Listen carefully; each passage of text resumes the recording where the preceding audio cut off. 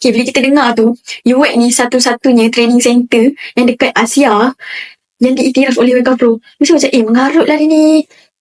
Tak mengarut Okay, orang kena dengar Kau tahu tak Wake Up Pro tu apa? Wake Up Pro ni sebuah penyedia latihan khusus dalam bidang underwater welding. Yang berpusat di UK. Diorang ni tawarkan khusus Wellcraft Pro, iaitu program gabungan kimpalan dan menyelam komersial ikut standard antarabangsa. So, pengiktirafan ni adakah boleh dipercayai?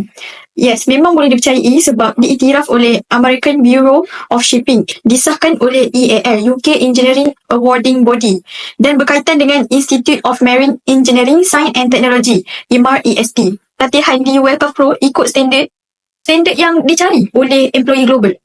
Memang benda ni memang khas untuk commercial diver dalam bidang marine, pembinaan, penghantaran dan oil and gas.